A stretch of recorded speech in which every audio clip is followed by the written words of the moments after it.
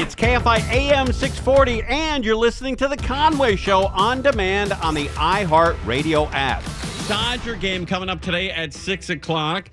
They won last night 10-5, but it was a little panicky in the 8th and 9th innings. You know, it looks like the bullpen was going to come out and blow that game, which would have been a huge letdown for Los Angeles.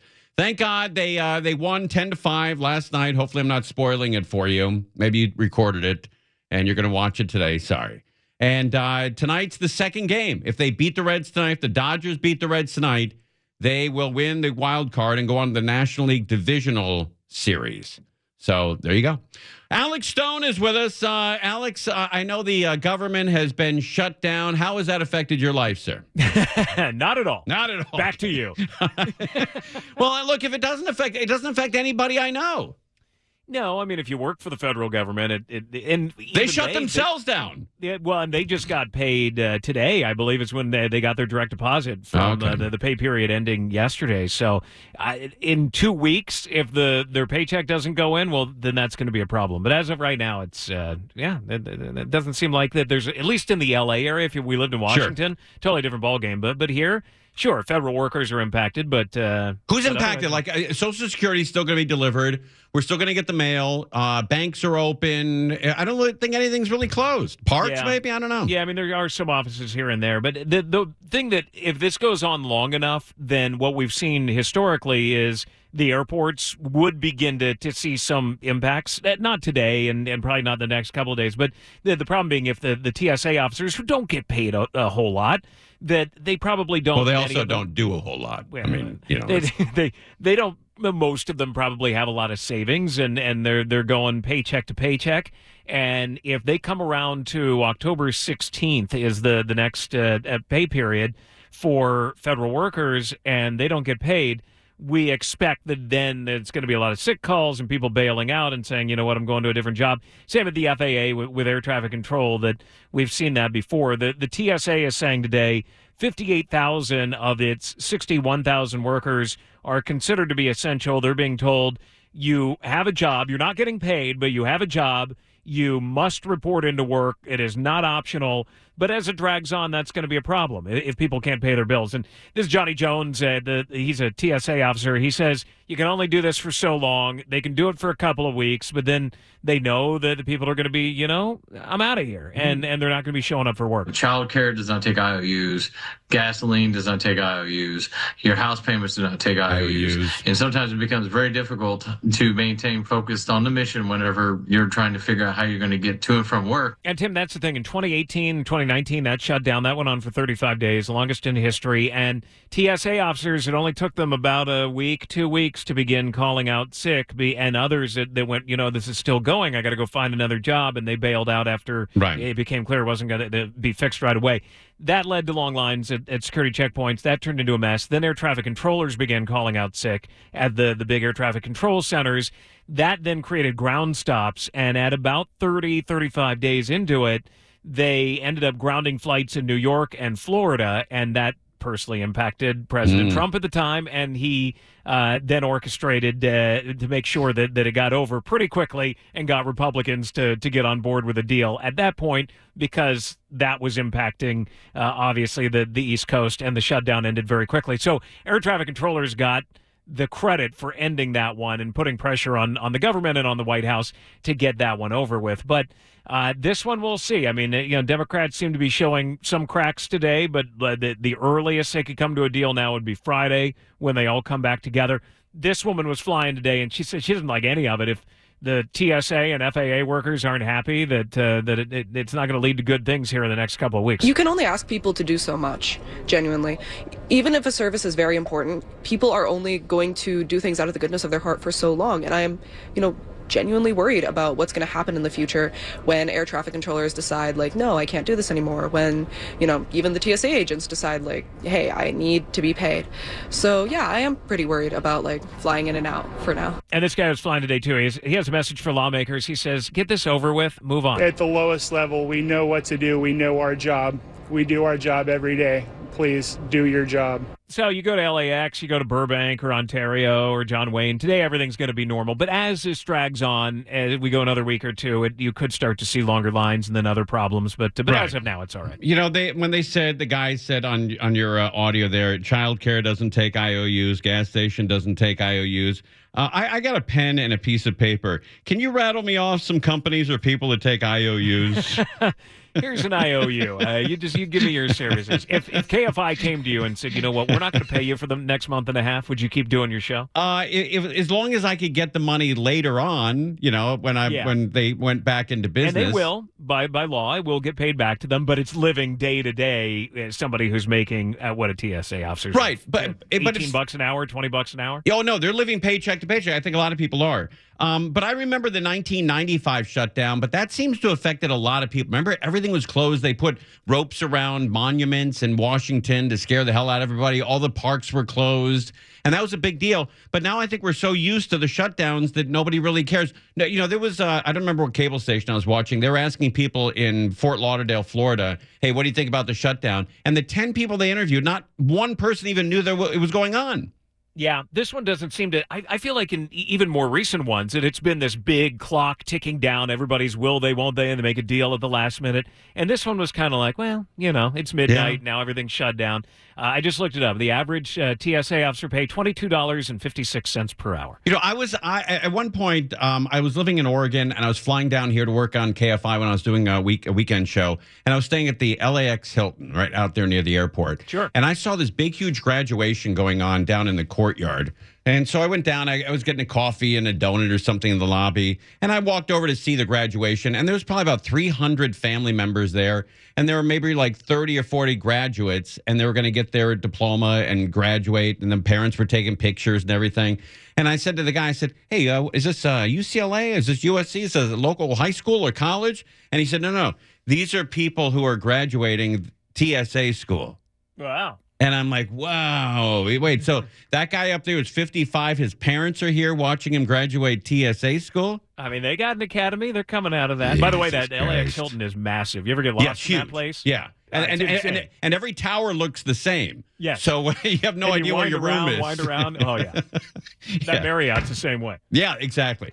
But and you know what's fun? What's fun about the LAX hotels is you can sleep in till about 4:45 in the morning when they start taking those jets off. That's it. They say they have soundproof windows. Yeah, right. No, really. No, not at a close. Buddy, I appreciate you phoning in. 10-8-10-10, we're going. Okay. All right, I get CB talk. I don't know. What the hell? All right, Big Daddy or something like that. All right, I don't know. thanks, man. All right, Alex Stone, everybody, with ABC News. It's reaction. All right, whatever you just said there. I don't even know what that is. 10-8-10-10. Truckers used to say 10-8-10-10, we gone. I don't even know what that means. So I don't know what 10-8 is and 10-10. I don't know. I'd have to look that up. Yeah. But 10-20, 10-4, that's it. 10-4, I know that one. You know, what? Oh, 10, what's your 10? 10-20? 10-20, your location? Yeah. All right, yeah. But that's all I remember. I don't know if they still, I wonder if people still have CBs or the cell phones sort of take over. I don't know. But man, I always thought that would be really cool to be a trucker and or a bus driver and just drive across country on a CB all night. I enjoyed that. Yeah. All right, we're live on KFI. Dodgers won last night 10-5. They play again tonight in an hour and 45 minutes at the stadium. So get in your car and get on out there and watch the Dodgers. If they win tonight, they clinch. And there'll be a big champagne or beer party. I don't know if they do that after I think they do after the wild card. Each one, yeah. Yeah, I don't know how big it is, though. But maybe. Who knows? Anyway, Dodgers tonight. Heavy Dodgers, my man. Heavy Dodgers on the air today. What's that? You know what that is? I do. I'll tell you what it is real quick, and hopefully not get any trouble here. But the guy that used to run 570 AM, his name was Don Martin, and whenever there was a Dodger postseason game, he used to walk up and down the halls and tell these guys, heavy Dodgers today, my man. Heavy Dodgers, play the hits. Heavy Dodgers, Play man. the hits.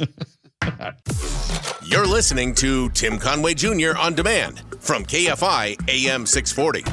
Bellio had a scare with her dog yesterday, and so she didn't come in. And around here, if you've got problems with your animals, you don't even have to ask for the day off. You just take it off. And I think that's the way it should be.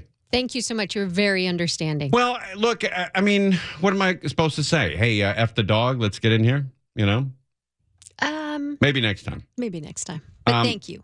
But it's scary when your dog's not well, And super scary. Do you want to talk about it? What happened Yeah, to that's him? fine. I took them on a walk Monday, and dogs sniff, and Maize started doing that reverse sneeze. Oh, I've seen that before. Yeah. And he doesn't normally do that. And at first I thought it was just like, just one or two. And then he couldn't stop. And then he'd have these episodes that lasted like 15, 20 minutes. And it's like he was trying to catch his breath. And I, figured he'd sniffed something up his nostril. And but he was like choking. And this was in the evening. And so I gave him half a pill of a Benadryl, and it seemed to calm him down a little bit. But then the episodes happened all through the night. So we took him to the vet first thing in the morning, and they did a nasal flush. And she said just his nostril was just trauma. It was just all cut up. So we think it might have been a grass on, which they have like little razor. If you saw the picture of him, you'd know exactly what I'm talking about. But yeah, and he's so little, and the tool they have doesn't go all the way back. So she wasn't sure it would, flush it out. But he seems okay now. What'd you do with the other half of Benadryl? Did you throw it away, or did you keep it? I took it. No, you took it. Yeah. Good girl. Yeah. What did that run? $800. Oh God! 800. But it was worth it. It was worth it. Whenever we have a dog, we had a dog that got its. We had our dogs have their teeth cleaned, and I don't know, there was some other dental procedure. It was $1,600. Ours was $5,000, by the way. Really? Yeah, for 2 dogs. Oh my God! That brings up. I don't know about you and John, but man, that brings up money between me and my wife. And we start. I don't even know. Did he call you or something? Because the $800, and he had no problem, paying the $800. But somehow it brings up money. It brought, Like, and by the way, where are the receipts for this? And how come you haven't sat down and we didn't go over that thing? And I plugged this in, and I'm like, but the dog. It's about the dog. I'm like, and I looked at Maize, and I'm like, thanks. Yeah. And then you're like, how did we get here? Yeah. Anytime money is spent, it somehow leads back to you, me, and my spending. And then the worst thing is a package arrives as we're having a conversation about it. And I'm like, and I wanted to sneak out the other door and like hide it. And I'm like, no, this is really what this conversation's about. Stop. Like, that's so great. You guys are arguing about money and the doorbell rings. No, I heard the package drop because I was standing close to the door, and I'm like, oh, why did that have to show up now? All talking stops and just look at each other and just like, Well, luckily he didn't hear it. So I was like, I want to take the dog out for a walk. A friend of mine used to be on radio over KBC, a very smart, very funny guy, Doug McIntyre, bought a cat. It was about 25 years ago. And he had the cat for about 4 days. And it had a huge internal problem. It was, just meowing and wouldn't stand up. And so he took it to the vet. And he got something caught in his lower intestine. Aww. And so it's going to be $1,200. Yeah. He's had the cat for 2 days. And it's going to be $1,200. And he thought, man, oh man, do I do the operation, or do I take the $1,200 and go buy 40 dogs or 40 cats? And there's got to be a healthy one in that bunch. And he kept it. Of course he did. Spent the money. Yeah. And the cat's name, it was Húskudur, which means cat in Iceland. In Icelandic. That's kind of a cool name. Húskudur. Yeah. Yeah, it's a cool cat. Call that cat. Yeah, I don't know what happened to that cat, but it was a cool dude. All right, heavy Dodgers, everybody. Don't get sick of the Dodgers. They're going to be heavy on the air. A lot of Dodger fans in Southern California. Lots of them. And Bellio always tells us to play the hits. Play the hot zips is another thing she says. Hot takes. Or hot zip codes, hot takes. Hot takes. Super serve the audience. She's got like 900 of these stupid radio sayings that she bangs me over the head with every day. Play the hits, play the takes, play the hot takes, service the audience, give them what they want. Heavy Dodgers. Am I wrong? No, you're not wrong. It just seems like a lot of them. All right. Oh, outstanding game last night, and we got it done. And, of course, we're going to get it done tonight. Fans are starting to make their way into the stadium as we speak. This Leo Stallworth, this guy's great. This is one of the last of the great reporters in Los Angeles. When he's gone, I don't know who's left of the old school great reporters. I don't know, man. I hope this guy sticks around forever. And they are ready to sweep away with the Reds and get going down the road to the World Series at some point. And we're going to get there. Anyway, we've got a special treat for you in this story, folks. Check it out. Here's more. During last night's romping of the Cincinnati Reds, Dodger greats Shohei Ohtani and Teoscar Hernandez hitting 2 home runs apiece at the old ballpark. Fanatical. What was that name? And Teoscar Hernandez hitting 2 home runs apiece at the old ballpark. Fanatical Dodger fans buzzing with excitement watching their team take game 1 of the best of 3 wild card series. No one more excited than Scully, a 9-year-old Boston Terrier named in honor of the late great sports broadcaster Vin Scully. Oh, that's kind of cool. Name your dog after Vin Scully. That's a compliment. Who was the voice of the Dodgers for 67 years. Wow. My daughter, she called him Vin Scully. She loves the Dodgers. It's time for Dodger baseball. It's time for Dodger baseball. Missing that. It's time for Dodger baseball. Oh, man. How many memories does that bring back? For Dodger fans, that is the absolute best, man. Let's roll that again. Missing that. It's time for Dodger baseball. That's classic. Little later in Scully's career, not the 19-year-old redhead who was coming out of Brooklyn, but all in all, the same. It's about 89% there. It's time for Dodger baseball.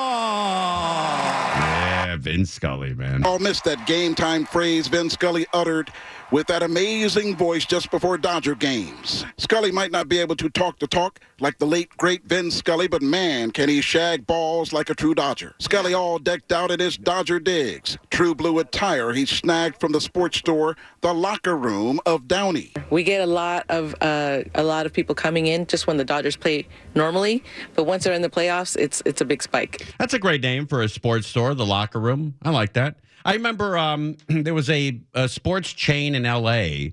called Chick's Sporting Goods.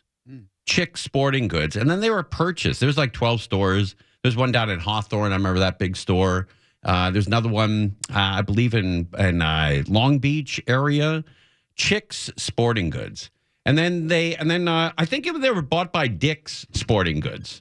I think Chick's was purchased by Dick's Sporting Goods. Oh, Dick's bought Chicks? I think so. Okay. Yeah.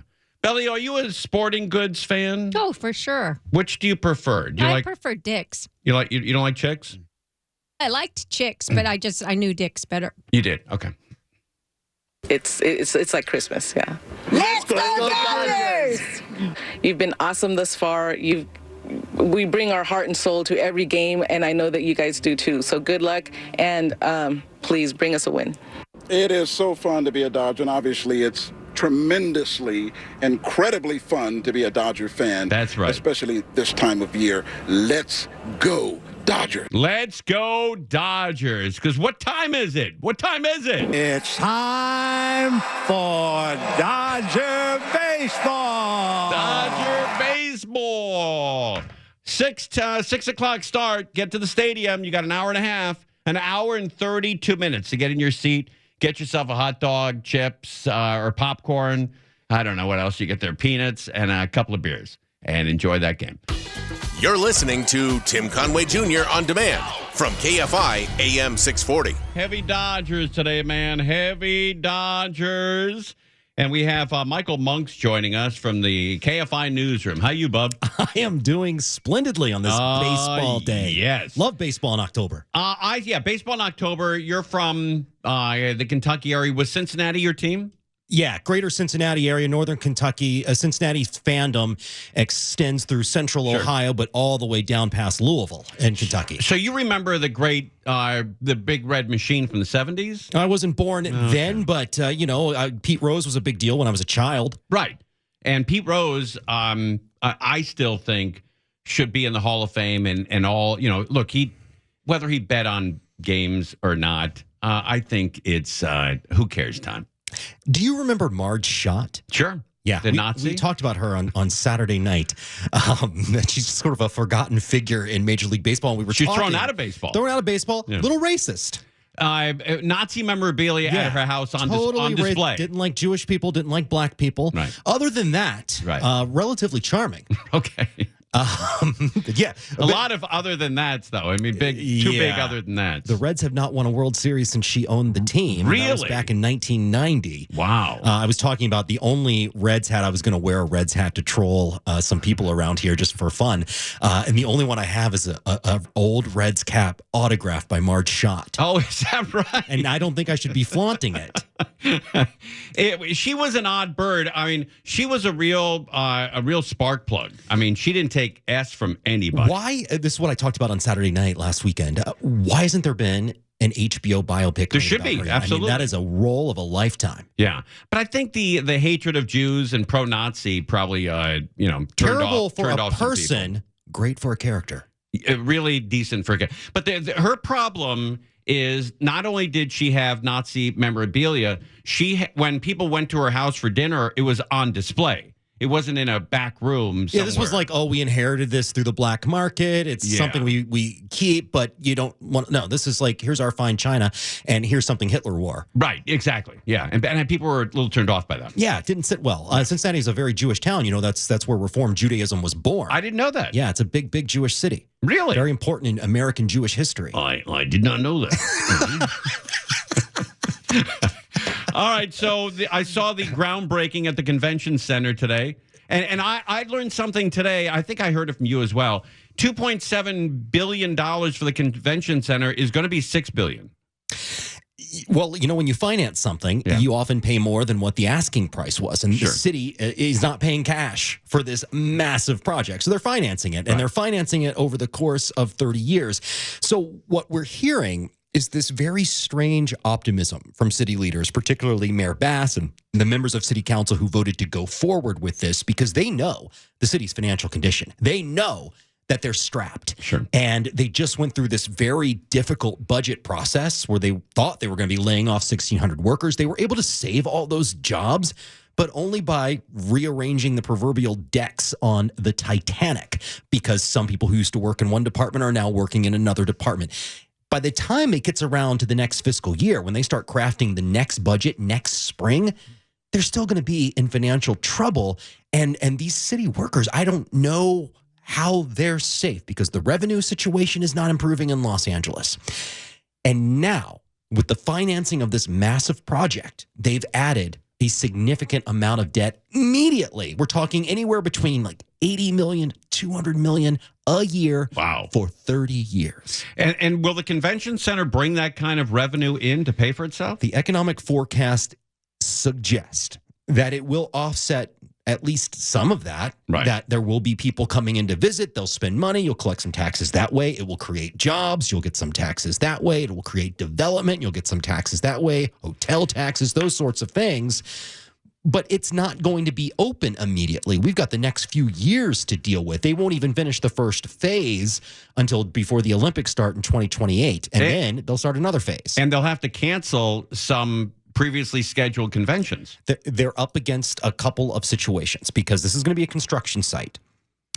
And if they don't get this thing finished before those Olympic events that are slated there, like table tennis and some of the karate stuff, they have to move those. Forget about the conventions. You've got the whole world watching the Olympics, and then they have to move this. Yeah. But the point of maybe sacrificing some revenue now is because they think they will be more competitive for bigger conventions down the road. The argument has been, we're losing out to Tulsa for conventions because our convention center sucks. Nobody says that the area around downtown LA and the convention center is really the challenge. But I say Michael Monks is with it. Michael Monks every Saturday, 7 to 9 p.m. right here on KFI. I saw some renderings of this new convention center. It looks beautiful.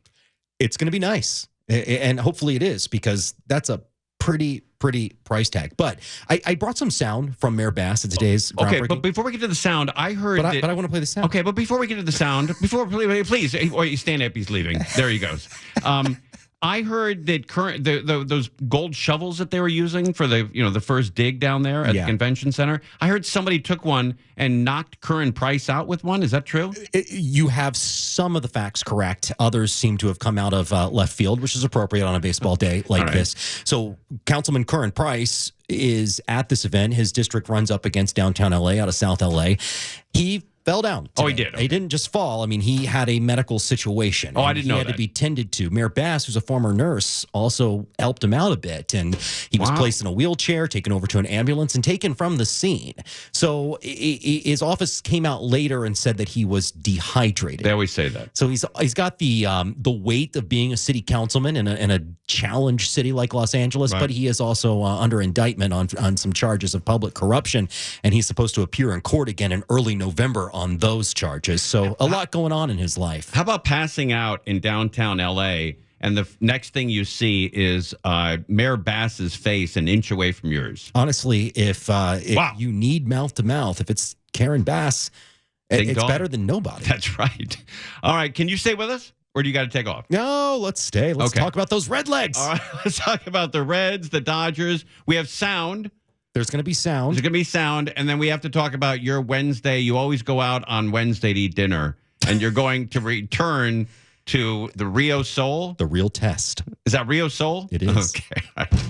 Monks is great. He's on every Saturday, 7 and 9 p.m. live. Every Saturday, 7 to 9 p.m. And he owns that time slot. He's number one talk show in Los Angeles on Saturday from 7 to 9 p.m.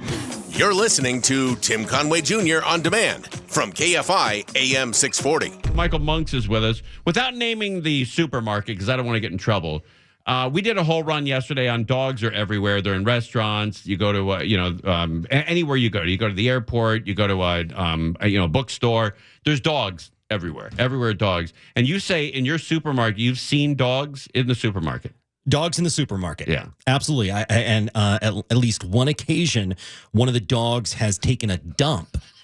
And then one of the workers has to come on and said very snarkily, "But thanks a lot for whoever brought your dog in as a cleanup in aisle 8. You're not supposed to have your dogs." But there are always dogs in that downtown. We can't say it. Yeah, supermarket. Yeah. Downtown's a mess anyway. Right. So I guess the dogs can often be cleaner than some of the other riffraff that wander in there. But, we're supposed to be getting an Erewhon down there. Can you imagine? Oh, really? No, but I mean, the dogs in Erewhon. I mean, there's more dogs than people in Erewhon. But I agree with you.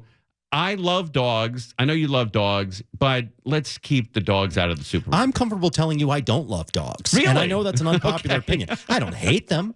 All right. But I don't need to pet it. Okay. I don't need it to lick me. I don't need it to come near me. I'm a cat guy. Okay. All right. I get that. Do you have a cat? I do. What's the name? Milo Frijoles. Oh, okay. All right. That's really cool. All right. Let's talk about the audio you're going to play. Okay. So we're at the convention center, groundbreaking today in downtown Los Angeles. The reason I want to play this is otherwise run-of-the-mill audio from the mayor who's at a groundbreaking, but I'm going to break it down for you when she's finished. Here's what Mayor Bass said today. We take bold actions to assure that we can deliver in a way that is, of course, fiscally responsible. That includes implementing cost-saving measures and streamlining processes, which will be key to ensure that the convention center has an on-time completion.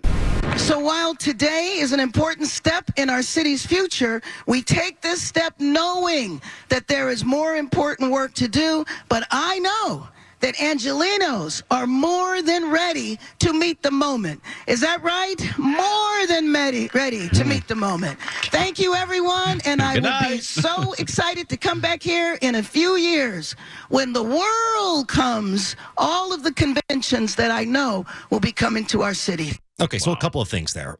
Jazzing up the crowd a bit, like, hey, this thing is coming. But did you notice, I know Angelinos are ready to meet the moment. Yeah. That's something that you say after a fire, after flood washes out a neighborhood, something like we can do this together. Imagine standing at the groundbreaking of a development so large that it's expected to cost about $2.6 billion and saying, we can do this together. We can do that. It just expresses to me the level of uncertainty that supporters of this project, even within City Hall, have.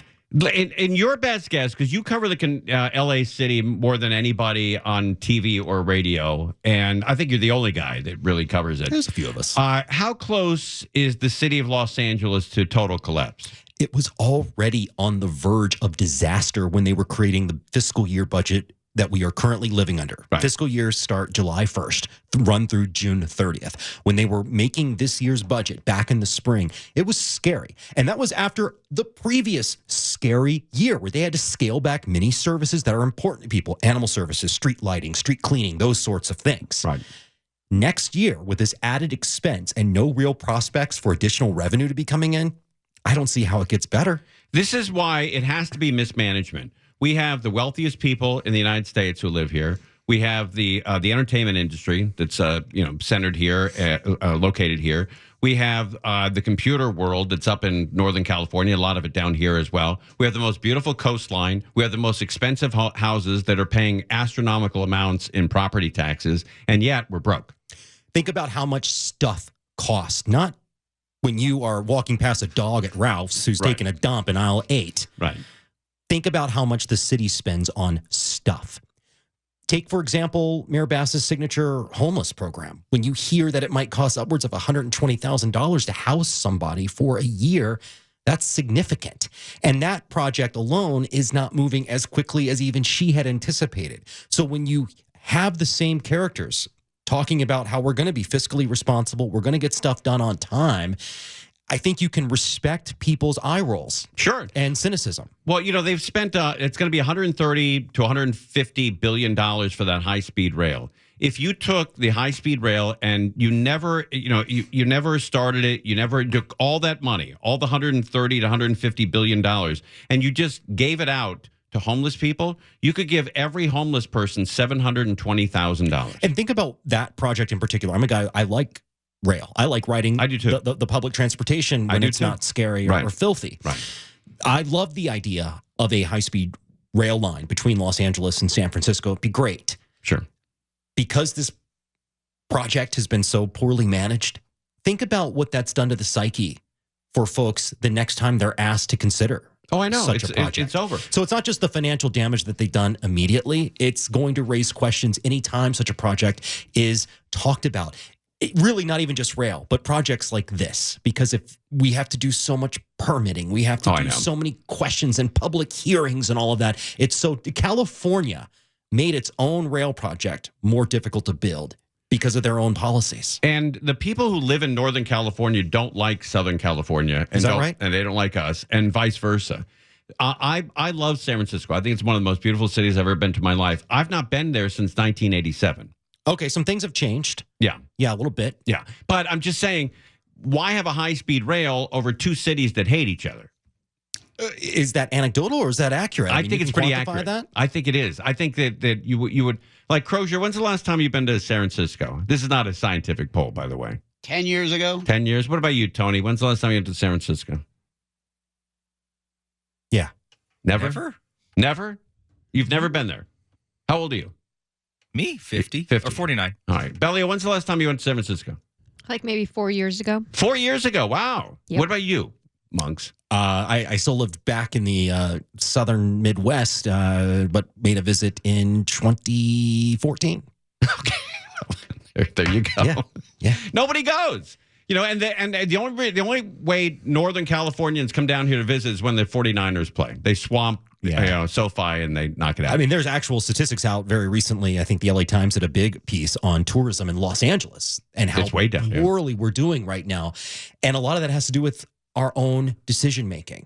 We have decided that the city can look like this. San Francisco seems to be turning a corner. They've awoken a bit up there about what is acceptable on the streets.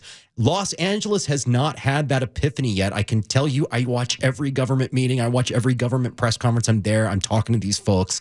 The epiphany has not happened in any meaningful way to where they will say collectively that this is not acceptable. Okay. And also, if you just watch the news and if you're watching cable news, you assume that the city of LA has burned to the ground. Well, there are certain ideologies on some cable outlets that love to beat on any state that's run by Democrats. Sure. And the same is true to maybe a lesser extent on other networks. Let's make fun of our political opponents based on the outcomes, whether it be education or economic. So the problem when you see Fox News, for example, really lay it on thick on Los Angeles and California in general, LA and California in general don't really do a whole lot to counter that image. They need to. Those videos are not artificial intelligence. Right. You can come down to my neighborhood today and send a text message to Jesse Waters this afternoon, and he will have plenty for his show tonight.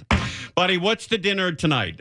Cafe or I'm going to try that Rio place I told you Sol? about last week because I'd been doing Panda, Okay. on Wednesday nights, but I'm locked in for the rest of the year. A little exercise, a little more creative exploits. Wow, okay. And so, trying to mix things up. And I found this little Brazilian barbecue place on Sunset in Hollywood across from the Target and the Home Depot there, right off the 101. It's called Rio Sol Brazilian barbecue. It's not an endorsement. Okay, I get it. And you're not looking for a free meal. No. Is it a franchise or I think they're on their own because they don't know what they're doing. Okay. The first time I went in there, the menu is very confusing. They were surprised a customer walked in. But the food was not expensive. And it was good?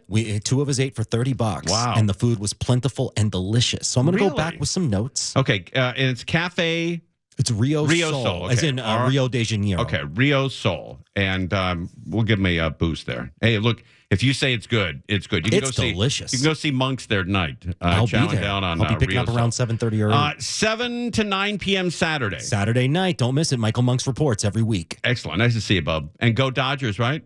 Or Reds? Ding dong with those red legs. Come on with the Reds. All right. Come on with these Dodgers. All right. We're live on KFI AM 640. Thanks, Monk. Conway Show on demand on the iHeartRadio app. Now, you can always hear us live on KFI AM 640, 4 to 7 p.m. Monday through Friday, and anytime on demand on the iHeartRadio app.